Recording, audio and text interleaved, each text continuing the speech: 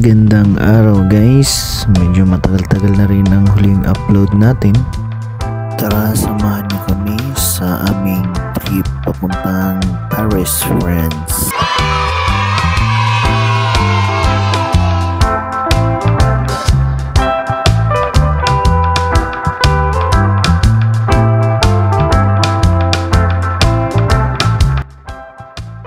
Kasama natin ang ating mga tropa ngayon. Ang puerto pala namin ay Rouen, France. So I think mga 8 station pa to. Galing sa Rouen papuntang Paris mismo. So ito, grab na namin ang opportunity na makalabas, makapag-unwind para naman medyo mabawasan ng mga stress sa barko. Bali, umalis kami ng mga 5 PM sa barko. And then dumiretso na kami sa train station via booking ng Uber cab. Bale 6-seater yung kinuha namin. So ayan, dumating na kami sa isang terminal nila, Montes La Jolie. So di kami familiar sa lugar na to. So basta sakay lang kami ng sakay guys. So parang may historic yung mga building talaga nila dito, pati mga train station nila. Ayan guys, na-excite bigla yung mga kaibigan natin. Nakita na daw yung tower. Ayan na, si Mr. JJ. Si Mr. JJ na-excite dahil na-spatan na daw nila. Ayan. Guys, pasensya nyo na. Ngayon lang namin nakita ito ng malapitan. Papasarap natin na yan. Oh, atakihin na mamaya. Dito na yung mga dito na yung mga siyempre magre-rehearsal pa tayo ng TikTok natin dun eh. So currency nila dito is euro pala guys, and sa amin di kami umabot sa money changer, so buti na lang may mga dala kami mga credit cards. So yan yung power ng credit card guys. Tips lang, Uber, credit card, kailangan talaga paglalabas kayo. Ito, dumating na kami sa train station ng Paris mismo guys. Ito, ang ganda pala ng train station nila dito, napakalaki talaga guys. So nakaka-amaze lang. Ito, lakad-lakad konti. Pagdating sa labas, ito naman yung view na makikita mo, mga restaurants. So yan, nag-book ulit kami ng Uber cab namin para pumunta na kami dun sa unang destination namin. Bale yung Uber namin, via credit card lang din yung payment niyan guys. Importante guys, naka Visa or Mastercard yung mga dala yung credit cards guys. Na-try namin American Express, wala masyado siyang access dito. So yung dalawa na yun yung pinaka magandang gamitin talaga na pang travel nyo guys. Nakakatuwa lang dito no, kasi ang daming lahi ng tao na nandito, iba-ibang ethnicity. So parang feel at home ka pa rin dito kasi may makikita ka mga Pinoy, black and white people. Kaya ito, chill mood lang habang naghihintay ng aming binook na Uber service. At ito na nga, dumating na nga siya para sa aming susunod na destination. Sakay kami.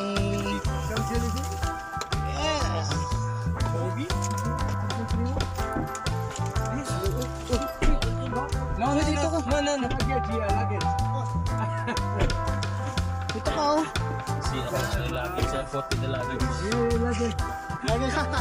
Luggage ah. Yes. Saan daw tayo mauna? Sir, where do we go first? The Arc? You book this? Okay. And the next day we'll go near the walking. Guys, tingnan mo naman yung taxi nila dito guys. Parang kendo to. Sunroof. See-through. Sir, kaway sir. Good. Dali. Uber in Paris feels like, yes. It's like man. Hey bro, your taxi is really good.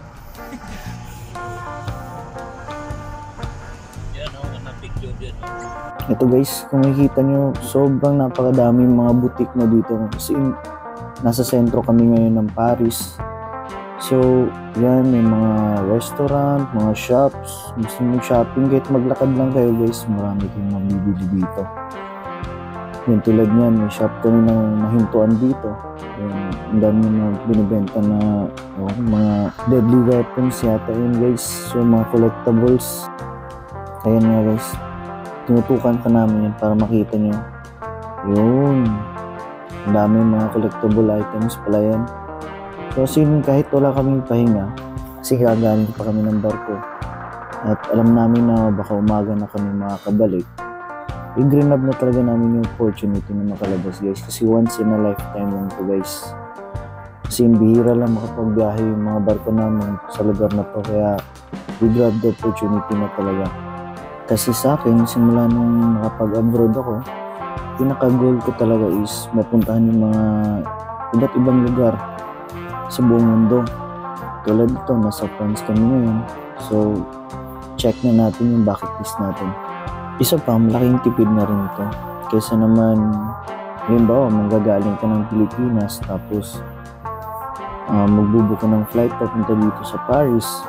So, all in all, mas malaking tipid na nakapagbiyahe dito.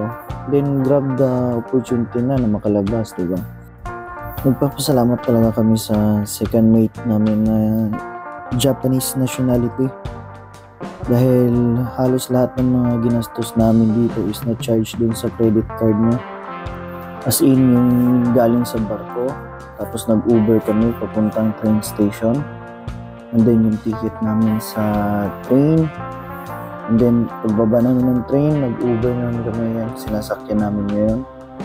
So ito lahat through credit card payments lang to.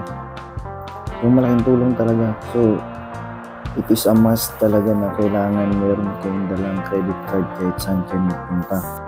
Then guys, isa pa, mag-download kayo ng mga Google Translator dyan sa mga applications niyo, kasi merong ibang tao dito na hindi talaga sila marunong mag-English. So, nahihirapan kami pag-communicate. Pero kung may mga Google Translator kayo dyan sa mga cellphone nyo na naka-install, so malaking bagay yun. Para makausap nyo na maayos, makapagtanong-tanong kayo syempre bago tayo sa mga lugar nila. At isa pa, ito yung pinaka-importante sa lahat pala guys. Bago kayo pumunta sa isang bansa o sa ibang bansa, pinaka dapat i-secure nyo pagkadating nyo is yung internet connection ninyo. Kasi hindi kayo basta-basta makakabili ng mga SIM cards nila dito. Madami silang mga requirements na hinihingi, lalo na pag tourist ka. So yun, pahirapan din kung makakuha. Pero sa amin, ito, sa barko may in-offer sa amin na SIM card yung agent namin. And then, sobrang mahal naman. So, mga 80 euros yata yung in-offer niya sa amin. Pero hindi namin binili. Ang ginamit namin is yung eSIM. Kasi halos naman yung mga model na phones ngayon, mga bagong labas is eSIM supported na siya guys. So check nyo na lang yung mga device nyo kung eSIM supported ba. Pala yun. Picture dapat malayo. Malayo yung magpipicture. Dapat yung picture mo din ganun. Yes. Hello. Ito na tayo sa, anong tawag dito? Anong tawag dito, Sam? Art Isolate. Art Triumph. Triumph? Art Triumph. Dito tayo. Kailangan umikot yata tayo.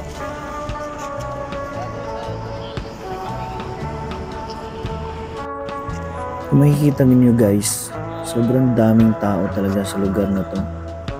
As in sa spot na to, ang daming mga turista. Siyempre mga namamasyal na mga foreigners din galing sa ibang bansa. So kami, feeling foreigner din kami dyan. So tamang picture lang sa gilid, tamang video para may day namin mamaya. Itong Arc de Triomphe pala is pwede mo siyang akyatin dyan sa pinakataas niya. So may mga entrance din to guys. So ito, pababa kami sa parang underpass nila. Hindi ka pwede tumawid dun sa kalsada, syempre napaka-busy, walang pedestrian lane dun. So dito yung daanan mo, tatagos ka dun sa pinaka-gate ng Arc de Triomphe.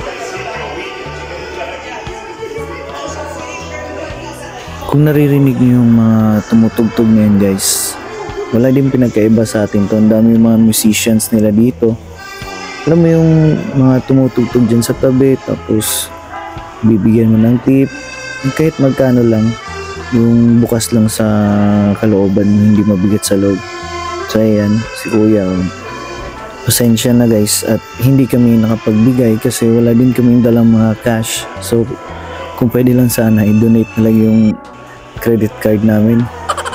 Charot na yun guys. So syempre, pulubi muna tayo ngayon kasi asa lang tayo dito sa may dalang credit card. Arte Triumph!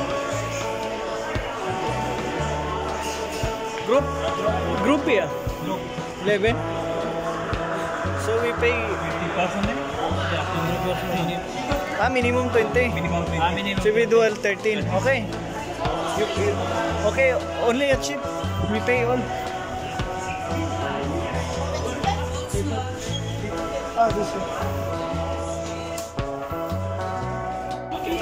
Ito nga guys, dito kami sa pinaka-counter nila and nagbayad na yung tropa namin. So yung 13 euros yung individual or per head na entrance fee nila para maka-access ka dito sa Arc de Triomphe. Pero kung marami naman kayo, groupie kayo, so may discount kayo.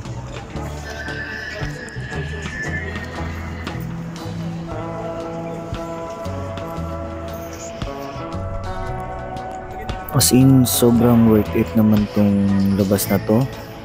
May kita nyo, isa din to sa mga historical building nila dito. Historical infrastructure nila. So, kaya ito, naging tourist attraction din siya. Sulit na sulit talaga ang sacrifice namin. Yes! Yung struggle sa pagpunta dito kasi first timer nga. So, panay DIY lang kami.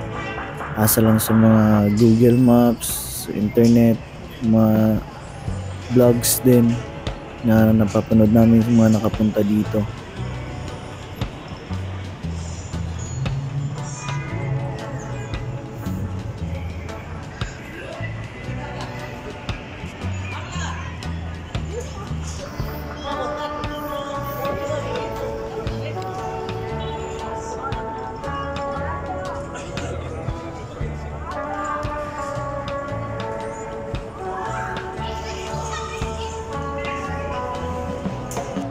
Yes guys, ito na ang lifetime experience. Welcome guys, welcome. Welcome sa aming munting palasyo. Guys, quick tour muna sa aming palasyo. Guys, matutulog na ako. Wala ako sa taas. Guys, mahal na ako eh. Guys, sa kabilang bang kayo natulog ako guys sa pastor's bed. Okay, tama yan, tama yan. Sa wing na ano? Sa wings? Sa west wing. Guys, sir? Sorry, wala akong elevator sir. Sensyan nyo na. Wala akong elevator sa akin. Sulitin ng 13 euro.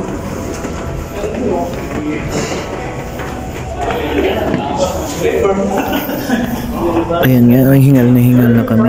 Kaakyat dito sa spiral na stairs nila. So, mga naka 1,000 steps din siguro kami niyan. Sobrang taas talaga niyan guys. As in, kung makikita nyo hanggang babaw, sobrang layo na. Pagdating nyo naman dito sa loob, ito yung bubungad sa inyo guys. May mga statues sila dito.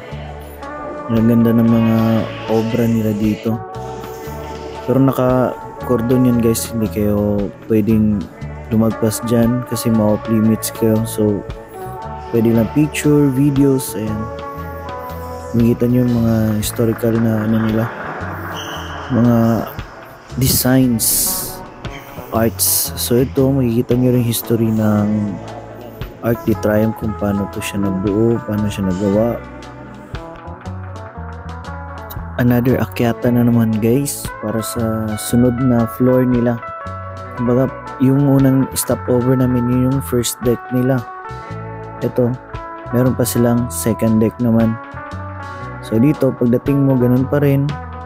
Ayan, may makikita kayong mga paintings pa rin, mga statues. Ayan. May mga screen na sila nakalagay dito, LED screen.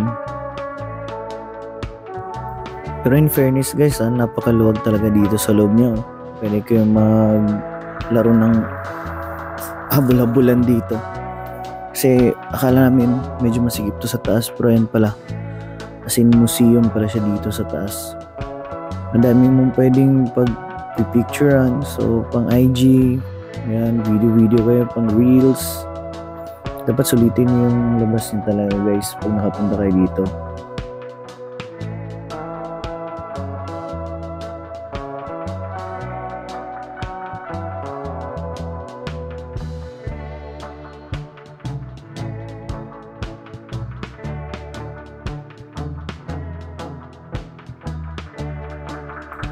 So ito, another akyatan na naman, hagdanan na naman makikita nyo guys. Hingal na yung mga tropa. Pero kailangan natin umakyat para makita natin yung pinakamagandang view. Kasi ito yung pinuntan natin so kailangan huwag nyo intindihin yung hirap o yung pagod. Kasi pagdating natin sa taas mamaya, worth it naman yung makikita natin. So ito, narating na natin ang roof deck nila guys. So, napaka breathtaking talaga ng views na makikita nyo dito. Pati yung Eiffel Tower makikita nyo na. As in yung kabuuang Paris guys, makikita nyo. As in sobrang ganda. As in yung tipong pagdating mo dito sa taas, mawawala na yung pagod. As in, tsaka malamig din dito guys. Kaya yung pawis nyo, matutuyuan din kayo ng pawis. Kaya magdala kayo ng mga bimpo nyo. Tsaka isang magandang experience din dito is yung makasalamuha ka ng mga ibang lahi galing sa ibang bansa din. So dito nga may mga nakita pa mga Pilipino din na nagtutour. So ganun lang guys, huwag naman puro trabaho. Minsan kailangan maging stress free din tayo.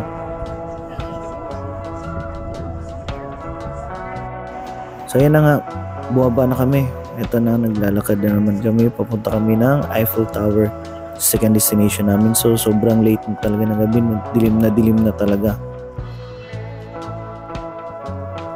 I think daling araw na to guys. Malapit na mag-umaga. Kaya ganito medyo onti na lang tao dito sa streets nila. Pero ganun pa rin sa mga tourist destination nila, marami pa rin tao. So makakapasok pa rin kayo, hindi sila nagsasara. Napag-desisyon na namin na maglakad-lakad na lang para ma-feel naman namin yung ambience dito sa France. So ayan, habang naghihintay, tatawid stoplight. Ito may mga iwan pa dun sa gitna ng daanan. So napaka-friendly nila, hindi sila natakot sa tao, sanay na sila. At ito na nga guys, nakarating na kami sa aming second destination ng Eiffel Tower. So nakikita nyo sobrang dami pa rin tao kahit may mga daling araw na. So ito guys, hindi namin masyadong na-document to, pero inakyat din namin yun sa taas at may entrance fee din yung katulad dun sa kabila. So nahabol na kasi namin yung oras namin ng balik sa barko. Pagkatapos namin dun is book na naman kami ulit ng Uber namin papunta na ng train station. So nagmamadali kami kasi para mabuta namin yung first trip pabalik dun sa terminal namin saan naroon yung barko namin guys.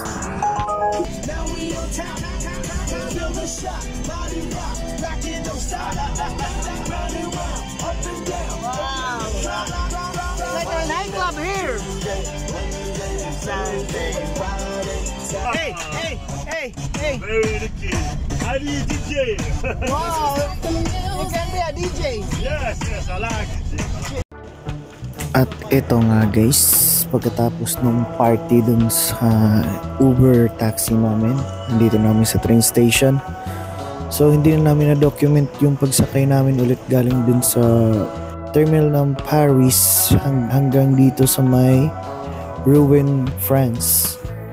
So ayan, ito yung terminal nila. Napakalaki and marami din silang mga biyahe dito guys. Mamimili ka na lang ng oras, pero ito first trip sinakyan namin. Ayan, nabot kami ng umaga na. So ito, naghihintay kami ng Uber namin ulit. pabalik na ng barko. Ayan, puyat na puyat yung mga tropa kasi magdamag na hindi nakatulog at naggala-gala lang sa labas. Eto na nga guys, nakabalik na naman kami dito sa aming barko.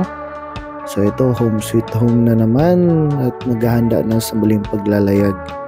Nakauwi na kami mga K-Adventures. Kahit walang euro, survive pa rin. Ito lang kaming idea kung paano kami makakabalik. Oo, walang idea. Basta Paris is life. So, yun guys, ito na yung barko namin. Get na kami.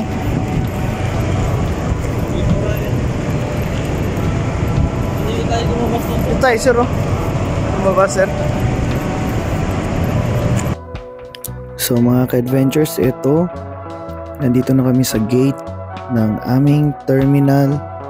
So, aakyat na talaga kami ng barko at natapos din ang aming Tour de Paris.